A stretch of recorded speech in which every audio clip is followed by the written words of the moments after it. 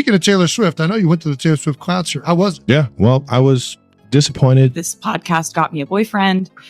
Ever since Travis decided to use it as his personal dating app, never seen. Yeah, the they original. didn't leave the stadium because I was butthurt, Jason. He threw a tantrum. He threw a man tantrum. Get out of here. It's so funny. It's My like plan also is ruined. She like- loves me. She loves me not. She loves me. If we say they're cool, they're gonna be like, oh my God, he thought it was cool. But they're going to like us. But they don't know that I already love them. They didn't know that. People see Taylor Swift and Travis Kelce now. Married, solid, almost storybook, and assume it was effortless, but the beginning was anything but. Their first date wasn't cute or cinematic. It was awkward enough that people around them doubted it would go anywhere. Taylor didn't instantly fall for him. The timing was off. Travis was trying a bit too hard, and she stayed guarded because dating Taylor Swift is basically stepping into a circus. They liked each other, but neither quite knew how to navigate those first hours. Fast forward, and she suddenly hard-launched him to the entire planet. Front row at his games, hand in hand, no hiding, no soft launch, making it look perfect when it really wasn't. That confidence came only after real work behind the scenes, which raises a question of how Travis went from nearly blowing that first date to becoming a man she proudly introduced to millions. The real movie moment started before anyone even knew they were circling each other. At the 2023 Super Bowl, Taylor's team lost to Travis's Chiefs, months before she'd be tied to the guy holding the trophy. By summer, she was on her Eras tour, friendship bracelets everywhere, and in the middle of the chaos was Travis making one with his phone number on it, planning to hand it to her at the Kansas City shows, except she doesn't meet people before or after concerts because she performs 44 songs a night. So he walked out of Arrowhead Stadium with a cute bracelet, zero progress, and later admitted he was a little annoyed it didn't work. Doesn't talk before or after her shows because she has to save her voice for the 44 songs that she sings. So I was a little butthurt I didn't get to hand her one of the bracelets I made for her. Here's the wild part. That missed moment wasn't the end. It was a beginning, a little later. They crossed paths again, but under completely different circumstances. Taylor on stage glowing and performing her heart out, and Travis watching from a VIP box like the proudest man alive. No one knew how they went from total strangers to that, and fans on both sides were confused. Then the hint started slipping out. In August, during an interview, Travis immediately cracked up the second Taylor's name came up. He tried to play it cool. The reporter teased him about reaching out, and he dodged the question so fast that everyone knew something was brewing. And something was, because behind the scenes, they had already started hanging out in New York. According to people close to them, they'd been meeting for over a month before Taylor ever showed up at that Chiefs versus Bears game. So while the internet lost its mind in September, Taylor and Travis had already quietly linked up long before. From having the paparazzi follow me every single day into work to, just everybody having my name on their talk show every single day, whether it's sports, whether it's not sports. It's just been a crazy, crazy ride I could have never anticipated, man. But I'm having fun with it. The majority of the world is having fun with it outside of all the cranky NFL fans that just don't want to see the Chiefs win. That's coming. So They thought you were fake. And you know what? We're slowly reeling them in. Yep. We're slowly reeling them in. They're fighting it right now. You know what I think it was? I think we all, because you told, thank you for doing what you did, by the way. You were like, yeah, I would like to invite Taylor to the game or whatever. At that point, I assume you knew she was coming. Yeah. You guys knew each other pretty well at that stage. I mean, that was the first time she was going to watch you play, but you guys knew each other pretty well at that point? Yeah. We had knew each other for close to a month up to that point. And pretty good constant. So it wasn't just out of the blue, hey, come to the game and enjoy the game. All right, good. Not just like an open call, but we were a part of it. Very thankful that you allowed us to be a part of that. And I think getting a chance to know you and kind of watch the entire thing, I was so happy for you. And I think at learning about Taylor from her thing, I was so happy for her too. I'm like, this is going to be this. Then came September 24th. Taylor walked into the stadium, sat beside Donna Kelce, cheered louder than half the fan base, and every commentator forgot the game existed once she and Travis left together in the same car. That moment became the public debut. The internet exploded, and Travis even rented out a restaurant so they could celebrate privately with family. But the plot twist was that it wasn't their first date. The real first date happened quietly in New York during Taylor's tour break, in a private dining room, and it started because she texted him first. From there they talked, laughed, planned a date, and Travis flew to New York to see her, where she finally told him her side of the bracelet moment, and everything clicked. It was anything but smooth at first. Awkward timing, near misses, and that failed friendship bracelet moment. But it somehow turned into one of the biggest relationships of the decade. From that first NYC dinner, his inner circle jokingly warned, "Don't screw this up," and although the pressure was real, they still managed to sneak around without the world catching on.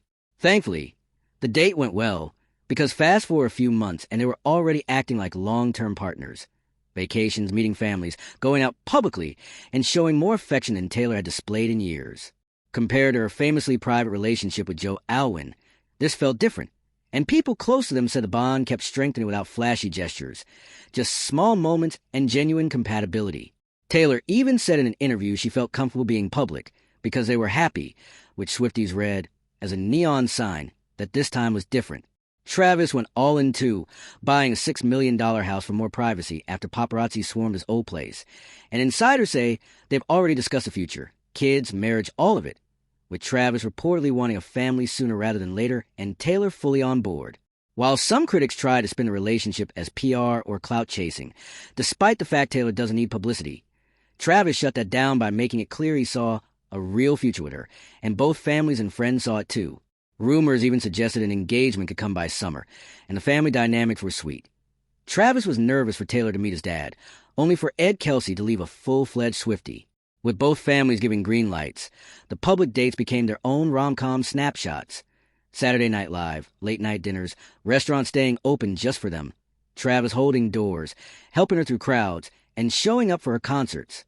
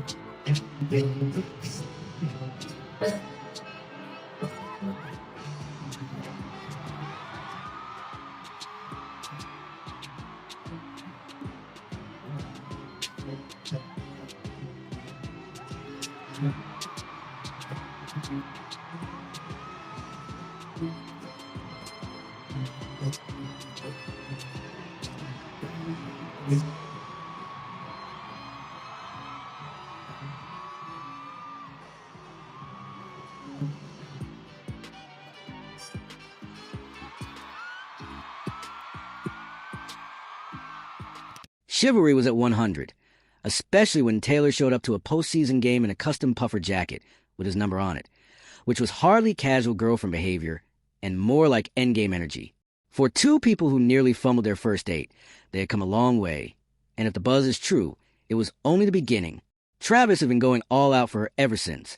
When Taylor's 35th birthday rolled around, he reportedly went full Pinterest boyfriend, Hollywood husband, and Hallmark hero all at once, with sources saying he went out of his way to make everything perfect. He had jewelry custom engraved, sent roses, showered her with gifts, and planned a night full of surprises complete with a private chef and bartender. So it could be just them, no cameras, no chaos, just flowers and quiet. For two people constantly surrounded by security, fans, and press, that intimate setting felt intentional. And while Travis once joked about being butthurt over the missed bracelet moment, he later admitted on Bussin' with the boys that he had started falling for Taylor long before the world even realized they might be together. He wasn't annoyed the way people assumed. He was already invested, interested, and a little smitten. He even talked about choosing to love each other openly instead of hiding or pretending they weren't together just to dodge headlines, saying, "That's my girl. That's my lady. I'm proud of that." You guys have done a decent job of keeping it private. You want to keep things private, but at the same time, like, I'm not here to like hide anything. That's my girl. That's your girl. I mean, that's my lady. So it's like, I'm proud of that. Like, I'm not sitting here trying to juggle, like, how can I keep this under wraps? Yeah. You know what I mean? It's just this week. Yeah, you just don't want to let everybody into your personal life and like be able to comment on it, knowing that everything she does is getting a headline. She's very self-aware. She understands situations like that. And I think that's why I really started to like really fall for her, was how genuine she is around just like friends, family. It can get crazy for somebody with that much like attention. First game she came to against the Bears, I was like, hey, yeah, I could probably set you up with everything. And she just walked right through the front door. She was just like, I just want to be around the family and friends and like experience this with everybody. I was just like, she really won me over with that one. You know, out of ball, I know Aristotle, man. What is Gyllenhaal, right? What happened? Cameras were everywhere, and in the middle of all that chaos, Taylor hugged Travis like the rest of the world disappeared. Travis later said that moment was when things really clicked for him. He noticed how self-aware she is in high-pressure situations, how she knows when to step back, when to support quietly, and when to show up without making anything about herself. Even commentators couldn't help themselves, turning post-game football talk into relationship commentary because of how genuinely emotional that moment looked. Travis talked about how much he loves her grounded personality, how she treats his friends and family, and how she handles massive fame without letting it change who she is.